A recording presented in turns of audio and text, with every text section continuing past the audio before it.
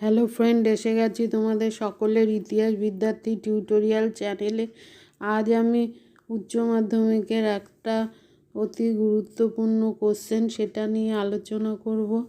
আলোচনা শুরু করার আগে বলে রাখি যে তোমরা নোটটা দেখতে পাচ্ছ, সেই নোটটা পিডিএফটা ডাউনলোড করে নিতে পারো অথবা স্ক্রিনশট মেরে নিতে পারো। ভালো লাগলে লাইক, শেয়ার, কমেন্ট করো এবং অবশ্যই সাবস্ক্রাইব করো। প্রশ্নটা হচ্ছে, মন্ত্রী মিশন বা ক্যাবিনেট মিশন কি? মন্ত্রী মিশনের পরিকল্পনা কি ছিল? এর বিরুদ্ধে ভারতীয়দের কি প্রতিক্রিয়া হয়েছিল? এই মিশনের ব্যর্থতা ও গুরুত্ব লেখো। 1945 খ্রিস্টাব্দে 4 ডিসেম্বর ভারত সচিব স্যার প্যাথিক লরেন্স ব্রিটিশ পার্লামেন্টের উচ্চকক্ষে ঘোষণা করেন যে ভারতের স্বাধীনতা বিষয়ে আলোচনার উদ্দেশ্যে ব্রিটিশ পার্লামেন্টের একটি প্রতিনিধি দলকে শীঘ্রই ভারতে পাঠানো হবে। এই বিষয়ে অনুমতি দিয়ে 1946 খ্রিস্টাব্দের 19 ফেব্রুয়ারি ব্রিটিশ প্রধানমন্ত্রী ক্লেমেন্ট এটলি ব্রিটিশ পার্লামেন্টে ঘোষণা করেন যে ভারতের স্বাধীনতার বিষয়ে আলোচনার জন্য ব্রিটিশ মন্ত্রিসভার 3 জন সদস্যকে নিয়ে গঠিত এক উচ্চ ক্ষমতাসম্পন্ন প্রতিনিধি দল ভারতে পাঠানো হবে। এবার ভারতে মন্ত্রী মিশন। ব্রিটিশ প্রধানমন্ত্রী এটলির ঘোষণা অনুসারে ভারতীয় নেতৃবৃন্দের সঙ্গে আলোচনার উদ্দেশ্যে ব্রিটিশ পার্লামেন্টের 3 জন সদস্যকে নিয়ে একটি প্রতিনিধি দল গঠন করা হয়। এই দলের সদস্যরা ছিলেন ভারত সচিব স্যার প্যাথিক লরেন্স, বাণিজ্য সভার সভাপতি স্যার স্ট্যাফোর্ড কিপস এবং নৌবাহিনীর প্রধান এভি আলেকজান্ডার। এই দলটি মন্ত্রী মিশন বা ক্যাবিনেট মিশন নামে পরিচিত। মন্ত্রী মিশনের সদস্যরা 1946 খ্রিস্টাব্দের 24 মার্চ দিল্লিতে এসে পৌঁছন। তারা ভারতের বিভিন্ন দল ও ব্যক্তির সঙ্গে 182টি বৈঠক করেন এবং 472 জন নেতৃস্থানীয় ব্যক্তির সঙ্গে আলোচনা করেন। মন্ত্রী মিশনের সদস্যদের সঙ্গে আলোচনায় ভারতীয় নেতৃবৃন্দ কোনো ঐক্যমতে পৌঁছাতে ব্যর্থ হন। এই ব্যর্থতার কারণ ছিল, একদিকে গান্ধীজি দ্বিজাতি তত্ত্বের বিরুদ্ধে ও ভারতের অখণ্ডতার পক্ষে বক্তব্য রাখেন, অন্যদিকে জিন্নাহ পাকিস্তানের দাবিতে অনড় থাকেন। শিখ নেতা জ্ঞানী কর্তার সিং পৃথক শিখিস্তানের দাবি করেন।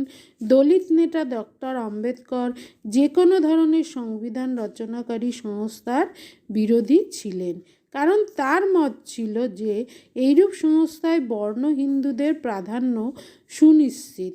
জাতীয় নেতৃবৃন্দ ঐক্যমত্যে পৌঁছতে ব্যর্থ হলে মন্ত্রী মিশন 16 মে তার নিজস্ব পরিকল্পনা ঘোষণার কাজ শেষ করে 29 জুন 1946 খ্রিস্টাব্দে ভারত ত্যাগ করেন। এবার ভারত ত্যাগ করে। মন্ত্রী মিশনের পরিকল্পনা।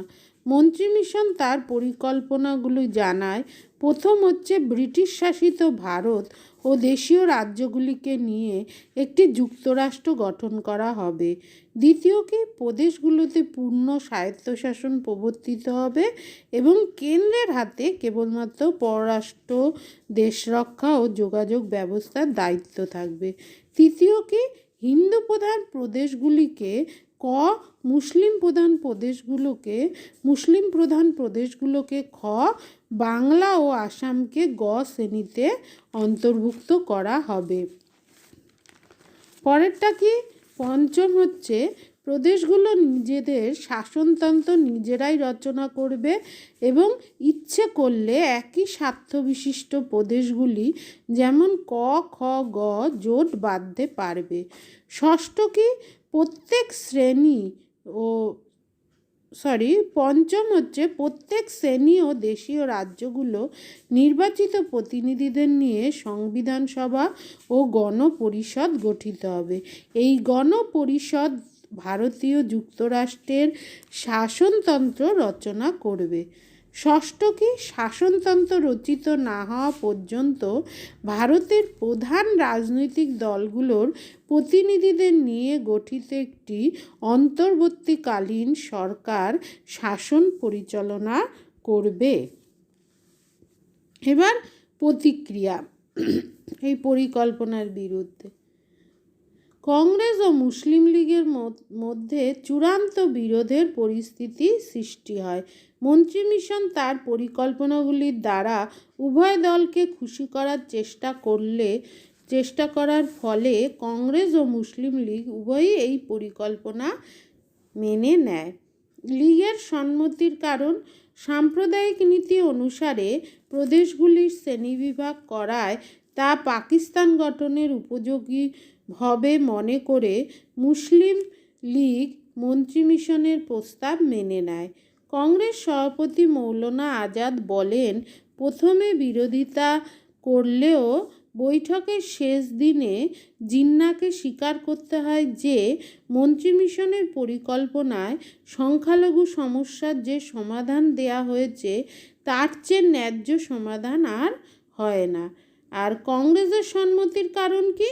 মন্ত্রিমিশনের প্রস্তাবে পৃথক পাকিস্তানের কথা না থাকায় কংগ্রেস বিশেষ আপত্তি করেনি, তবে প্রস্তাবে সাম্প্রদায়িক নীতির প্রাধান্য থাকায় কংগ্রেস অন্তর্বর্তীকালীন সরকারে যোগ দিতে অস্বীকার করে, কিন্তু সংবিধান সভায় যোগ দিতে রাজি হয়। ব্যর্থতা বা ত্রুটি। এই মন্ত্রিমিশন কেন শেষ পর্যন্ত ব্যর্থ হয়েছিল? মন্ত্রিমিশনের প্রস্তাবে পৃথক পাকিস্তানের গঠনের কথা না থাকায় কংগ্রেস বিশেষ আপত্তি করেনি এবং শেষ পর্যন্ত মেনে নিয়েছিল। যাই হোক, মন্ত্রিমিশনের প্রস্তাবগুলিতে কিছু ত্রুটি লক্ষ্য করা যায়। এই ত্রুটিগুলো কি? পাকিস্তানের দাবি। এই প্রস্তাবে সরাসরি ভারত বিভাজন বা পৃথক পাকিস্তানের দাবিকে স্বীকার করা হলেও প্রদেশগুলিকে হিন্দু প্রধান ও মুসলিম প্রধান অঞ্চলে ভাগ করে এবং তাদের জোট বাঁধার অধিকার দিয়ে পরোক্ষে ভারত বিভাজনের দরজা খুলে দেয়া হয়। জিন্নার মনে হয়েছিল এটা পাকিস্তান সৃষ্টির প্রথম পদক্ষেপ। দ্বিতীয় কি? দুর্বল যুক্তরাষ্ট্র। কেন্দ্রীয় সরকারকে প্রাদেশিক সরকারের তুলনায় দুর্বল করার ফলে প্রস্তাবিত যুক্তরাষ্ট্রীয় কাঠামো অনেক দুর্বল হয়ে যায়। তৃতীয় কি? দুর্বল অন্তর্বর্তী সরকার গঠনের প্রস্তাবিত অন্তর্বর্তীকালীন কেন্দ্রীয় সরকারকে সর্বাত্মক ক্ষমতাদানের কোনো প্রস্তাব এতে ছিল না। আর চতুর্থ কি? দুর্বল সংবিধান সভা গঠনের প্রস্তাব। সংবিধান সভা বা গণপরিষদকে নতুন সংবিধান রচনার জন্য সার্বভৌম ক্ষমতা দেয়া হয়নি। পরে অবশ্য মন্ত্রিমিশন একটি ইস্তাহার প্রকাশ করে জানায় যে অন্তর্বর্তীকালীন সরকার ও সংবিধান সভাকে যতটা সম্ভব স্বাধীনভাবে কাজ করার ক্ষমতা দেয়া হবে। এত ত্রুটি থাকা সত্ত্বেও এই প্রস্তাবগুলোর যথেষ্ট গুরুত্ব ছিল। এই গুরুত্বগুলো কি? এই গুরুত্বগুলো হলো, প্রথম পয়েন্ট সেটা হচ্ছে অখণ্ডতা রক্ষার প্রয়াস। মন্ত্রিমিশনের পরিকল্পনা ছিল ব্রিটিশ সরকারের পক্ষে ভারতকে অবিভক্ত রেখে স্বাধীনতা দেওয়ার শেষ আন্তরিক প্রয়াস। মন্ত্রিমিশন স্পষ্ট উপলব্ধি করেছিল যে ভারত বিভাজনের দ্বারা সাম্প্রদায়িক সমস্যার সমাধান হবে না। আর দ্বিতীয় পয়েন্ট কি? দেশীয় রাজ্যের প্রতিনিধিত্ব। এই পরিকল্পনার দ্বারা সর্বপ্রথম দেশীয় রাজ্যের জনগণকে প্রতিনিধি নির্বাচনের অধিকার দেয়া হয়, যা ইতিপূর্বে হয়নি। তৃতীয় কি? জটিলতা হ্রাস। এতদিন পর্যন্ত ইউরোপীয়, ইঙ্গো ভারতীয়, খ্রিস্টান, তপশিলি জাতি প্রভৃতি গোষ্ঠীর প্রতিনিধিত্বকে কেন্দ্র করে শাসনতান্ত্রিক আলোচনায় অহেতুক জটিলতার সৃষ্টি হতো, কিন্তু মন্ত্রিমিশন হিন্দু, মুসলিম এবং পাঞ্জাবের ক্ষেত্রে শিখ ছাড়া অন্য কোনো সম্প্রদায়কে স্বীকৃতি দেয়নি, ফলে জটিলতা অনেক হ্রাস পায়। চতুর্থ কি? ভারতীয়করণ। গণপরিষদে কোনো অভারতীয় সদস্য গ্রহণের ব্যবস্থা না রাখার ফলে তাতে সম্পূর্ণ ভারতীয়করণ বা ভারতীয়ত্ব বজায় থাকে। পঞ্চম কি? গণপরিষদের ক্ষমতা। ভারতের নতুন সংবিধান রচনার ক্ষেত্রে গণপরিষদকে সার্বভৌম ক্ষমতা দেয়া হয়। অর্থাৎ এর দ্বারা বোঝা যায় যে ব্রিটিশদের দিন শেষ এবং তারা এখান থেকে চলে যাওয়ার জন্য মনে মনে তারা প্রস্তুত নিচ্ছে। আচ্ছা, ভারতকে ক্ষমতা হস্তান্তরের ক্ষেত্রে মন্ত্রিমিশনের গুরুত্ব ছিল অপরিসীম। বলা বাহুল্য, ভারত বিভাজন রোধ করার এটিই ছিল শেষ প্রচেষ্টা।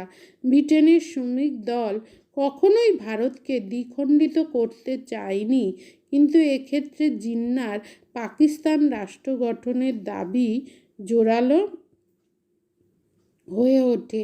তিনি চেয়েছিলেন মুসলিমদের জন্য আলাদা পাকিস্তান রাষ্ট্র গঠন হোক এবং সেজন্যই এই মিশন ব্যর্থ হয়ে যায় পরে। যাই হোক, এর ফলে ভারত বিভাজন অনিবার্য হয়ে পড়ে এবং তারপরেই আমরা যেটা দেখি যে ভারতের থেকে পাকিস্তান ভাগ হয়ে নতুন রাষ্ট্রের জন্ম নেয়। যাই হোক, তোমরা এটা পড়ো। দেখা হচ্ছে তোমাদের পরবর্তী ভিডিওতে। সাবধানে থেকো, ভালো থেকো, টেক কেয়ার, বাই। সাবস্ক্রাইব করো। আজ আসি, দেখা হচ্ছে পরবর্তী ভিডিওতে।